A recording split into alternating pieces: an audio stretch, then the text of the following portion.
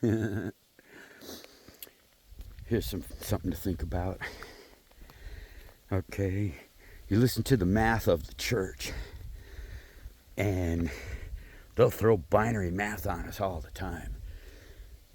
All the time, all the time. But the second you start trying to, the second you start defining their terms, the second you use a dictionary and you start thinking about the binary math, you realize that they're trying to have it both ways.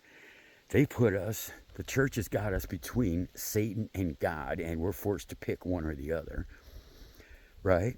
So we're forced to make a binary choice between equal and opposite powers. Okay? So they're telling us that Satan and God are equal and opposite, and that's proven by the fact that neither of them has won. So they're opposing forces equal and opposite to each other. Okay, that's just simple math.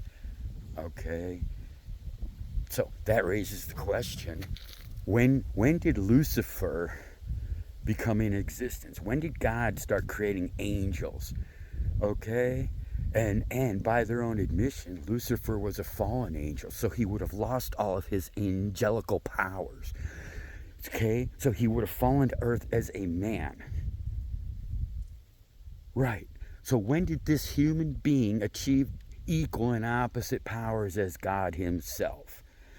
Well, that's covered in the story of Adam and Eve. We gained knowledge.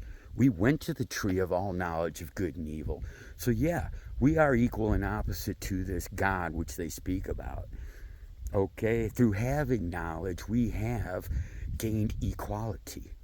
We are equal. He made us in his own image. All we have to do is step up to the plate and acknowledge that fact. So, yeah, there it is. Look in the mirror. You want to understand good and evil? Well, look in the mirror. You want to see Satan? Well, look in the mirror. You want to see God? You go look in the mirror. That's exactly what Jesus told us. He says, I am but a man. We all have the same powers. All the avatars have told us the same thing. It's internal. It's an attitude. It's what direction, what choices you make. Okay, the golden rule covers that. Okay, there it is. Which one are you? Are you God or are you Lucifer? Well, I am Lucifer by virtue of gaining knowledge. Okay, they called me out. Okay, they called me Lucifer and kicked me out of church with extreme prejudice. They told me Lucifer's knowledge is not allowed in church. So there it is. You have to be willfully ignorant to even believe this shit. Okay? Well, that's a sin. Willful ignorance is a sin. And these idiots want us to believe it's innocent ignorance. Oh, I'm sorry. Well, I don't know everything. See, they start to pretend that they are innocently ignorant. That's deception. Okay? Intellectual dishonesty is deceit. And these people will pretend to be stupid whenever it suits their needs. So, yeah. It's all we need is this dictionary and simple binary math. If you don't speak English, you can't even communicate. I'm sick of this alt-truth, alternate facts bullshit. We have true and false. These are simple binary words. They have true and alt-truth because they're never false. Unless they're talking to me, and then everything I say is false. False, false, false. So yeah, they're the ones doing the simple binary math on us when it suits their needs.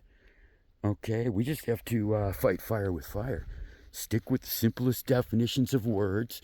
Okay, you got to remember we're talking to narcissistic third graders. They can't read. They can't even read a dictionary. How are they going to have it accept it as any authority over them? You notice? You say, well, the dictionary says, and they'll say, well, that's no authority over me. It's descriptive, not administrative. So they don't even recognize it as an authority over the words they use. How convenient. So their words have no set definitions, no meanings. There's no comprehension and understanding and diction. We're speaking two different languages. I'm speaking English. They're listening in ignorance and willful blindness. Okay, that's choices they make, you know? You know, I got no problem with somebody being stupid and being a moron. They don't have an excuse. But most of these people are just lying just to piss us off. And then they're going to go, ooh. Pay attention. You got to pay attention. Watch for the changes. Every time they open their mouth, they're changing all the variables. And there's no specific terms or definitions. I have no clue what they're talking about half the time. And that's by definition. And I speak English fluently. Whatever. It's buyer beware. Okay, if you're stupid enough to believe anybody, that's your fault. Buyer beware, that's on you. It's got nothing to do with the guy selling you the used car. Peace out.